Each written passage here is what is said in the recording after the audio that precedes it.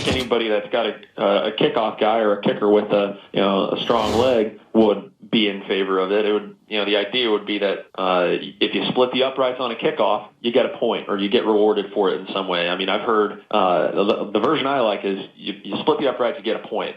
I've also heard, you split the uprights and instead of the opposing team starting at the 25, maybe they start at the 10. Ravens kicker Justin Tucker, who's been so clutch this season, making some interesting suggestions for a kickoff rule change during an appearance on the Dan Patrick Show Tuesday. Max, like, love, or hate it? I love it. And by the way, whichever you want to split the uprights and get a point, or you want them to start at the 10, whatever produces variation and things that are other than automatic results, as the extra point used to be, for example, after a touchdown. After all, why do it? Now, if I had my druthers, there'd be no kicking in football at all, just because it's called football and it came from soccer. The Ivy Leagues made it better and gave us American football. We don't need the vestiges of soccer in the game. But since they're there, let's make it interesting. Whatever is less automatic is better. This creates variation and increased probability of various events occurring. I like it better. That's the stupidest thing I've ever heard come out of a football player's mouth. No wonder why people want to get rid of kickers. Exactly. He's not a football player. He's a kicker who's, by the way, perfect this year. I mean, what is it here? He's made all 27 of his field goals. All right. I mean, he's been perfect this year, but I don't give a damn. It's just nonsense. It was from somebody I don't want to hear a damn thing from because you're a kicker. You're lucky to be in a damn uniform on a football field. You got to be kidding me. So let me get this straight. I'm going to kick off, and if I kick it far and it goes through the goalpost, which by the way prevents an actual kickoff from taking place, a kickoff return from taking place. Oh, because of that, I deserve a point? You got to be crazy. That is nonsense. It is asinine, and I can't believe you, Beetlejuice. I can't believe that you would sit up there and think that it is okay to have that in. Well, that is nonsense. It's a waste of time. Please. Look, you want to get rid of kicking in football? That's right. You want to do that I've been right called now? George Jefferson many times. It's all right. I'm good with it. Go ahead. I'm shocked about it. But look, if you want to make a deal with me right now, we just take kicking out of football. I'm with it. We don't need kicking in football, really. But if it's going to be there, if that's not what you're saying, if you're saying, then why not? Make it interesting. What do you mean, why not? Hold on, think about this. You deserve a point for kicking it out of the end zone? Yeah, you did something hard. Nonsense. You did something difficult That is to nonsense. do. It shouldn't be, not for a kicker.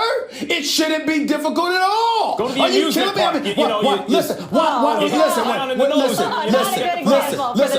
right, well, you know what, Max? Why not give him a point for an onside kick? All right, what are you talking about? Why not give him a point for kicking the foot, for punting it out of bounds? One of the reasons that American football is one of the reasons American football is so excellent is because the genesis of the game is the rules committee, essentially. The Ivy Leagues got together and said, let's make soccer better. I noticed how you threw in the Ivy Leagues. I noticed how you threw that in, Ivy Leagues. The Ivy Leagues got it together, right? Nobody else. It's just Ivy League people that got it together, right? Just stop it. Beetlejuice, you lost this one. Please. Molly. Please. What's Stephen A. South Antonio. You got to be kidding. This is so asinine. It don't make no sense. It doesn't make any sense. The point is, the rules committee has been around making the product better and better, even as purists were saying, no, don't do that. This is the way we've always done it. And they shouldn't be afraid to stop now. Keep making it better. Whether it's an extra point, whether it means you take it out on your own 10 instead of a touchback, whatever it is, I like it. Variation and whatever's not automatic. I like it.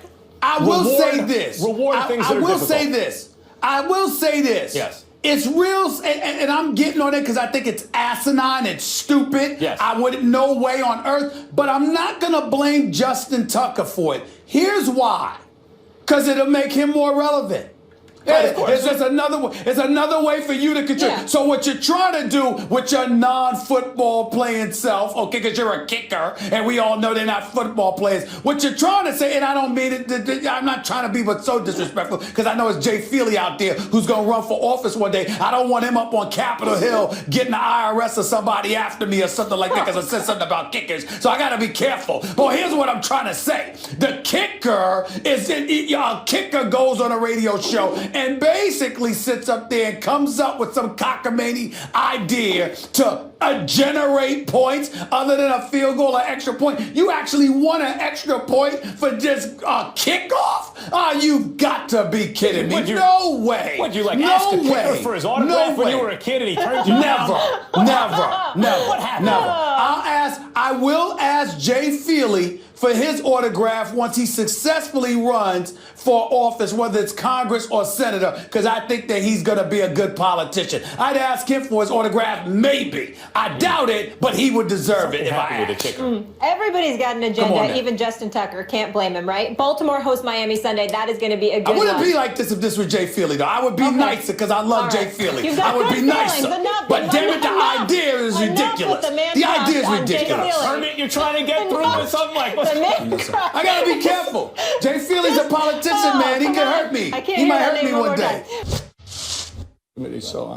Hall of Fame coach Tony Dungy has done extensive legwork in the promoting of hiring of minority coaching candidates, and he spoke on the state of coaching at a luncheon promoting NBC's partnership with Thursday Night Football, saying, quote, "So many owners don't know what they're looking for.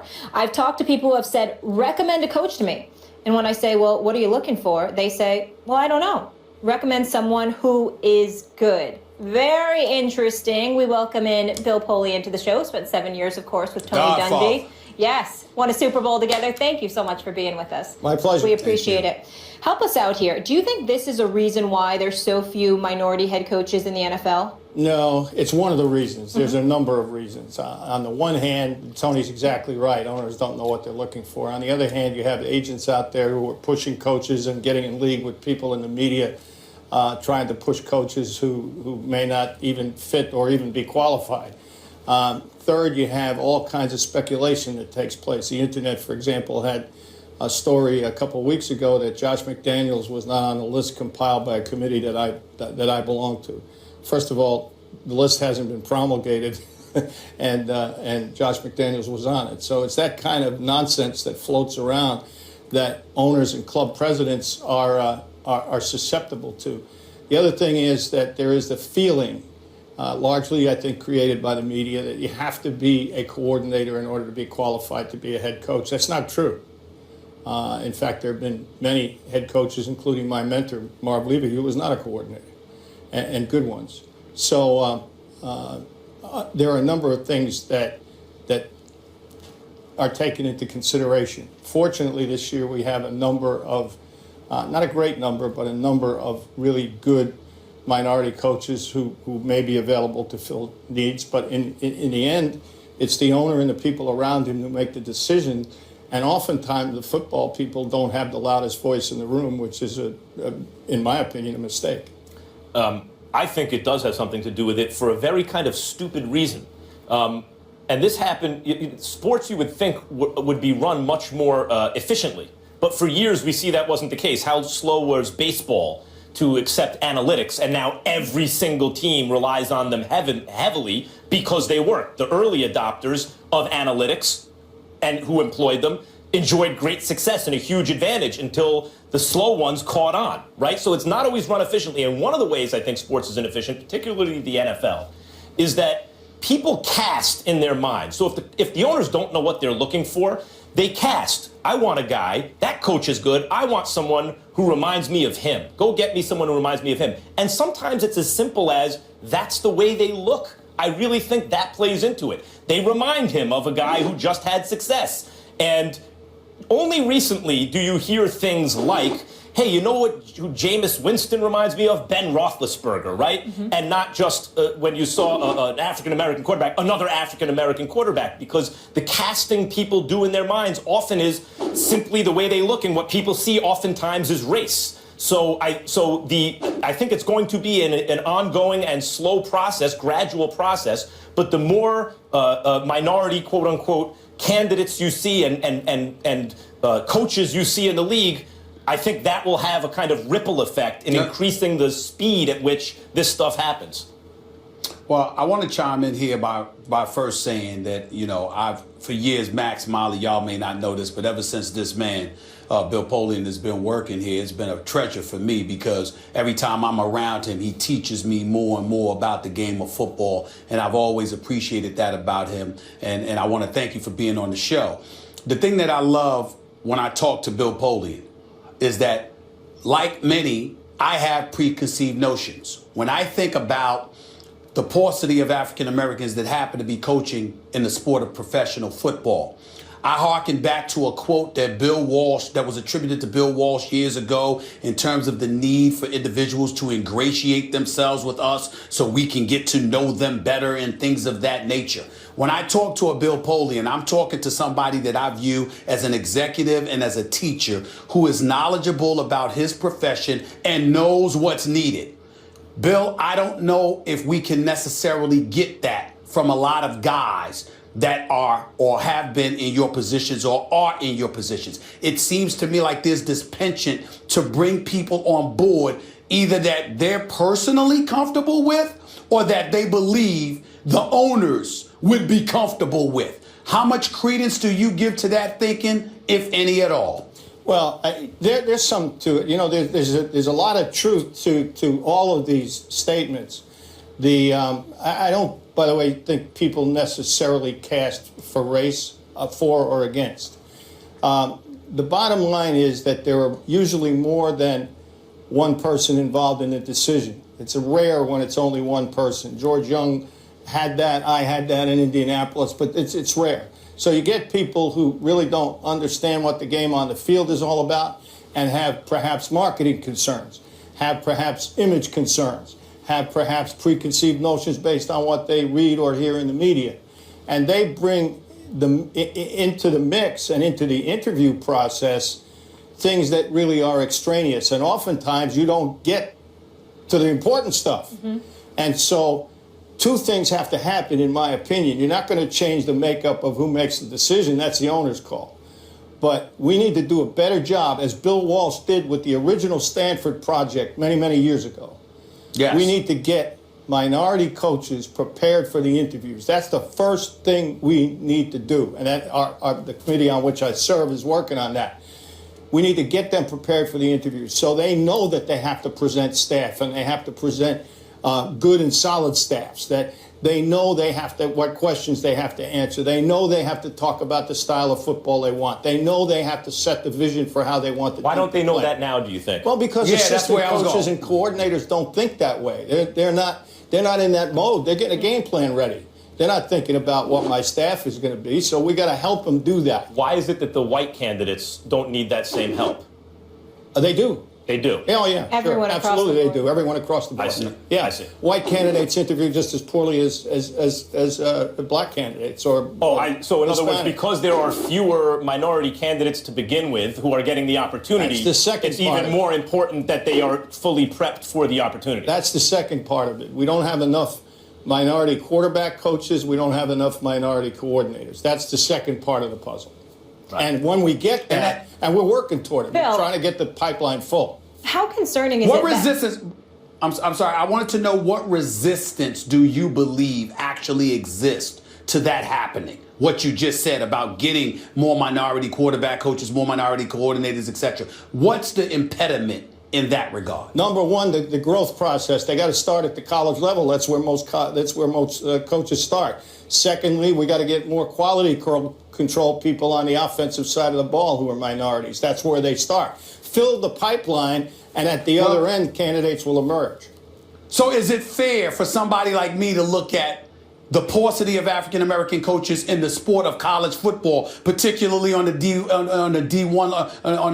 level, and say that is contributing to the lack of black coaches on the NFL level? You're not getting them. Degree, that's true. You're not addressing that issue in college. Yeah, that's true. Do you feel that the Rooney Rule was the kind of necessary first step in order for this pipeline issue to even be an issue? In other words, first you need to make sure that minority candidates are even looked at, or has this been done backwards? No, without question, the Rooney Rule was the most significant advancement in sports. Forget about just football, in sports for minorities. And it's been followed and replicated by other sports.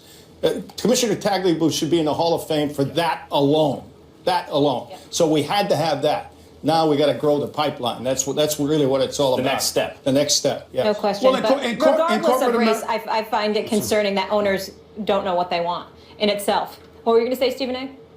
No, I was saying that in corporate America, what you have is a situation where it's mandated that there's a certain number of African Americans in particular professions that get accorded opportunities. I'm glad the Rooney Rule is in place. Please don't get me wrong. But I'm saying that the mandate that exists in corporate America, that doesn't seem applicable with the NFL as it pertains to the Rooney Rule. Do you have any issue with that whatsoever, Bill?